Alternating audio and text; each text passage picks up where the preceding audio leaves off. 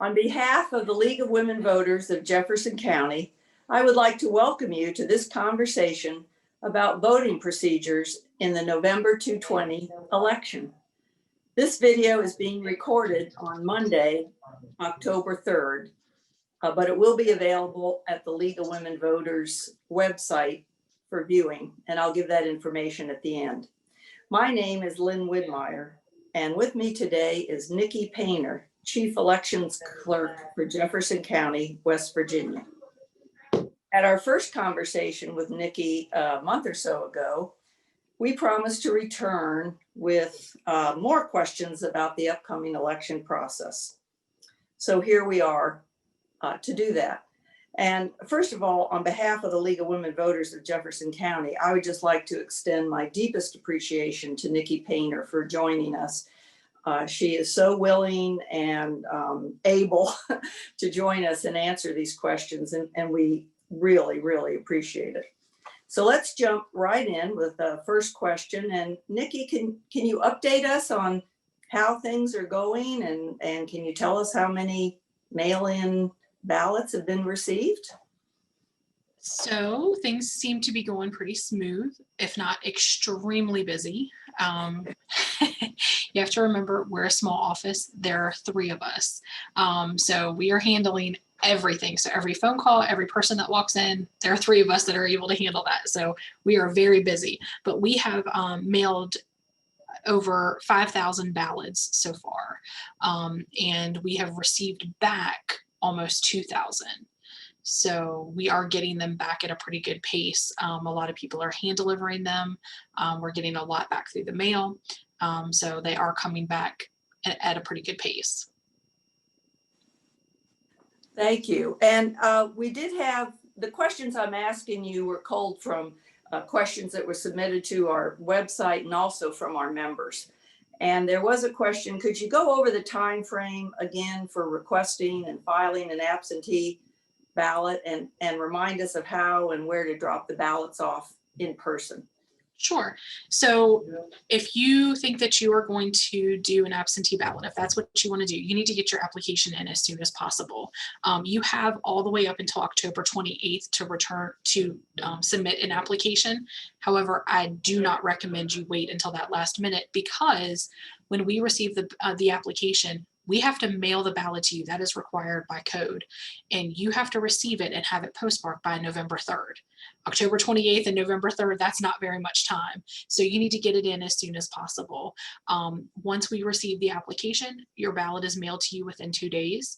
And once you receive it, you have several options to return it. You can put it in the mail. It is postage paid, so you don't have to put an additional stamp on it. If it's getting close to election day, then you want to make sure that you get that stamped, postmarked by the actual post office. So your carrier cannot do that for you. You can't just put it in your mailbox and expect it to get a postmark. You actually have to take it into the post office. Or you can hand carry it into our office. You can hand deliver up to 2 ballots, so yours and someone else's, and we do track that. So there is a place on the back of your envelope that you have to sign saying that that ballot is being hand delivered by the person that is hand delivering it, and that is how it is tracked. That's entered into the system, so you cannot submit any more than 2 ballots via hand delivery. So those are your options of returning that ballot, and you can return it as soon as you get it and fill it out. You can return it immediately. You don't have to wait. Thank you. I think that's a very important advice for those who are the last minute types, to have to put a stamp on it so that the post office will time stamp it for the benefit of your office to know that it's on time.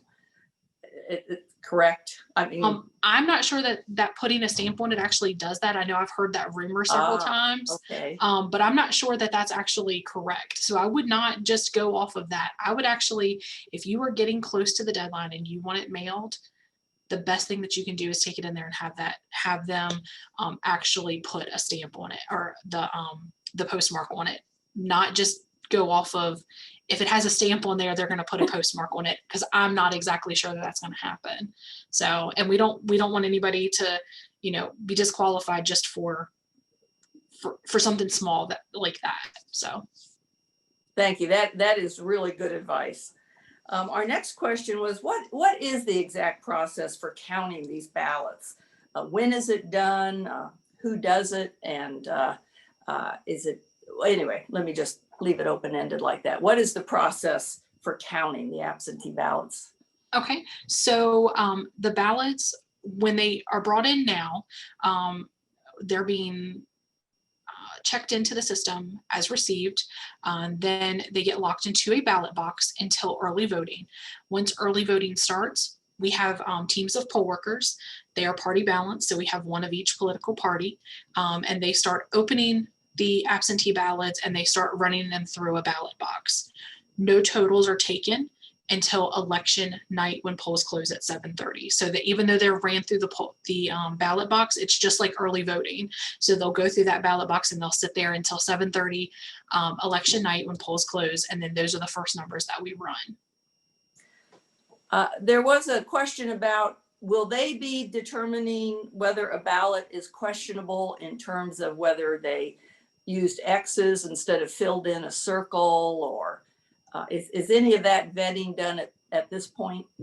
So if there's a question and the machine kicks your ballot out, the poll workers have instructions on how to determine voters' intent. So if they can determine voters' intent between the two of them, again, opposite political parties, so they're going to look at the ballot and they're going to say, okay, they colored in the circle here, but then they marked through it, and then they colored in the other circle. So obviously they didn't want to mark this one that they've X'd through, they want to mark the other one. In that case, voter intent can be determined and there's no issue. If they can't determine voter intent for a specific race, then the machine just will not count that specific race. Will those ballots automatically become provisional for discussion at a later date by the Board of Canvassers, the County Commission? No, not unless the entire ballot is in question. So if it's just one specific race that the voter has just marked all over, or there's just no way to determine voter intent, there's no way we can determine voter intent at that point, because if they can't determine it, they come get one of us.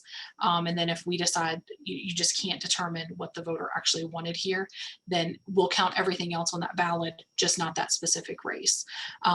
But if the entire ballot is in question, and really, honestly, at this point, the only way that something would be in question is if, say, someone didn't fill out the outside of the envelope. So we don't know whose ballot that is. We can't check it in. There's nothing for us to verify against. That's really the only point right now where a ballot is going to go to the Board of Canvassers and be determined whether it can be counted or not counted.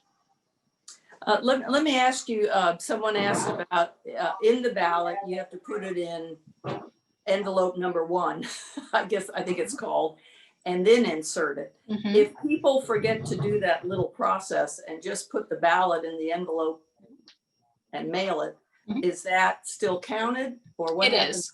It is. We get that all the time. That is something that we're used to.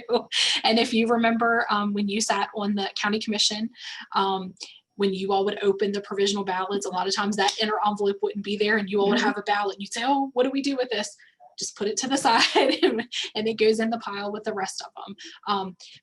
Regardless of the fear, I think that mainstream media at this point is putting into everyone. And people see on Facebook that we're looking for any reason not to count these ballots. And again, I can't speak for anybody else. I can only tell you what we're doing here in Jefferson County. We're doing everything that we can to make sure that every valid ballot can be counted. So we're not looking for reasons. We've had people very concerned that when they sign that absentee ballot, that if they don't put their middle initial in there, that it's not going to be counted. And that's simply not the case. If we can determine that you are the voter that submitted that ballot, it's going to go through as a regular ballot. We're not looking for the little details. One question was if for some reason a ballot is disqualified for whatever reason, is there any way that the voter can learn about that before it goes into the batch to the Board of Canvassers to correct a mistake? So again, the only really reason that we're throwing anything, and I don't want to say throwing anything out, the only reason that your ballot would be in question would be if you did not fill out the envelope at all. At that point, we can't contact anyone because we don't know whose ballot it is. Now, fortunately, we have not received any of those for this election. But if we got something in that just was totally wrong, or maybe you forgot to sign the envelope, if we have a way to contact you, we certainly will contact you. And we've done that with the applications as well.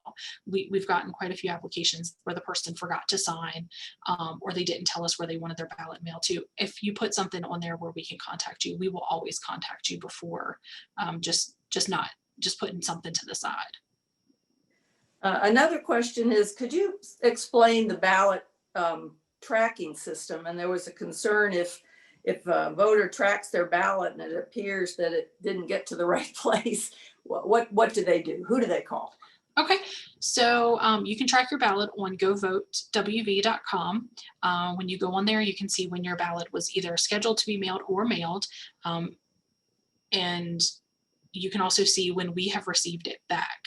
Now, if it is getting close to election day, you've mailed your ballot, it's been a couple weeks, and it's still not showing as received in that system, you can call our office, and probably what we'll have you do is vote a provisional ballot. If we haven't received that ballot back, you would have to go, we'd probably recommend that you go in person, just so you can wait till the very last minute, because we certainly don't want to have someone vote provisional if they don't have to. So, you have to give it some time to get through the postal service. But if you see that it's getting close to election day, we have not received your ballot, you mailed it, a while ago, a couple of weeks ago, then give our office a call and we'll see what we can do. We can walk you through a process of a provisional ballot. Can you give us that phone number while we're on that topic?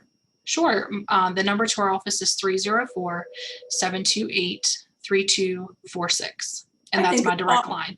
I think a call is coming in now. I hear in the background the phone. Yeah. Can you sort of share with us what you expect day one of early voting to be like, which is only at the courthouse? Correct. Early voting is only at the courthouse. It starts October 21st, goes through the 31st, and we're here including Saturdays, and we're open 9 a.m. to 5 p.m.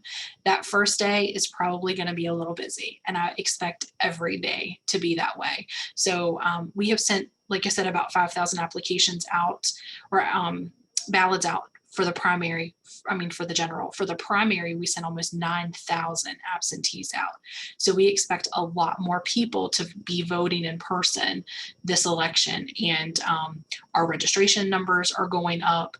There's a lot of interest in this election. I just registered someone today, actually, that's she was 62 years old and has never registered in her life, never voted. She's voting for the first time in this election. So this election is definitely going to be one for the record books, I think, for turnout. So early voting is going to be busy. Election day is going to be busy. So be patient with your poll workers, and be patient with the lines, because we are going to have lines, because we have to keep social distancing, and we are going to have to reduce the number of machines that we have just to keep people spaced apart. We're not reducing them by much, maybe 1 or 2 in each location, if that. If we have the space, if it's a large auditorium or gym, then obviously we don't have to reduce the number of machines, because we have plenty of room to spread out. But just be patient, okay? They're going to get through it, and we'll get to you as soon as we can. And that our final question is, are you prepared for there could be some potential disruptions? As you said, this election is high on everybody's list, and are you prepared for any disruptions that might occur at the polls? So if there are disruptions at the polls, we do have plans in place for people that can be contacted. Our poll workers can always contact us. We have rovers that are out on election day.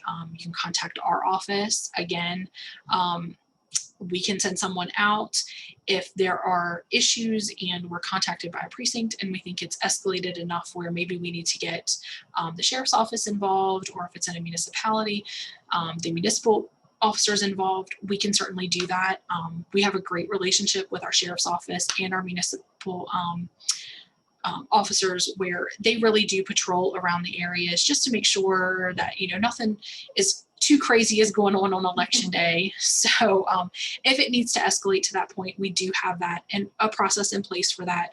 Hopefully we won't have to worry about that, and, you know, we'll take care of any situations that come up. But if you do see something on election day that you think, hey, you know, this isn't right, or something doesn't seem right about this situation, or you just simply have questions, you're not understanding how something is going, maybe you're not understanding what the poll worker is telling you, whatever the case may be, you can always call our office. We have people here, our phones are available. There are rovers out that can go out to each precinct. So we do have plans in place in case something does go on election day.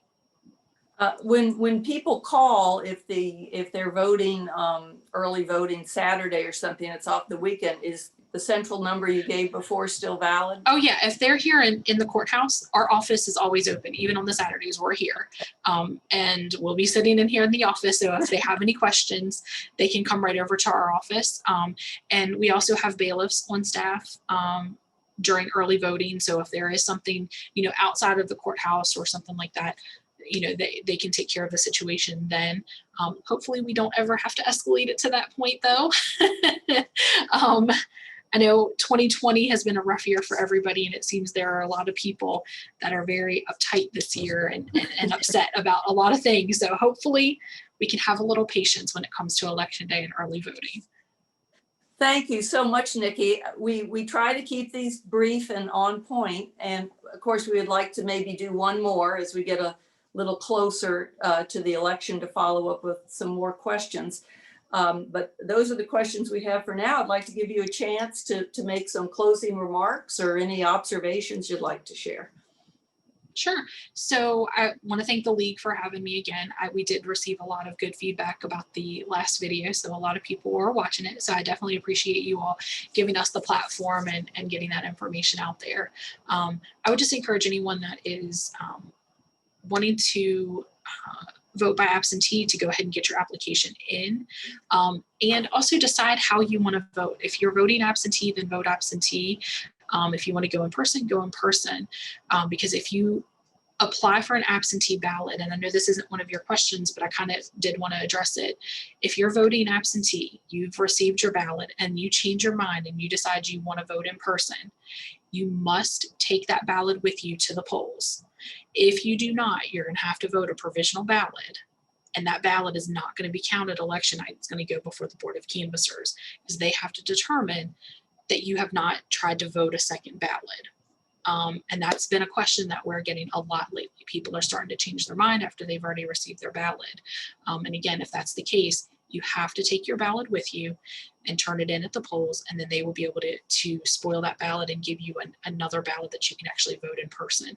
If you don't take it with you, you will be required to vote a provisional ballot, and it will have to go before the Board of Canvassers. So that's really the only other question besides in addition to the long list that you had already for me. That's really the only other question that we seem to be getting a lot lately. So again, thanks for having me. Well, thank you for being so willing to participate, Nikki.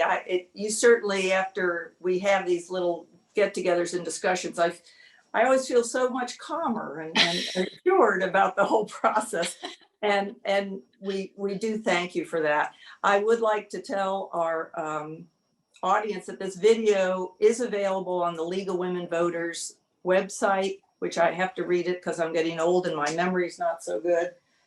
lwv-jcwv.org. And you can view this at your pleasure. I would like to also thank Terry Thorson, who is behind the scenes making this all technologically possible. Thank you, Terry. And with that, thank you again so much, Terry. And this ends our recording for today.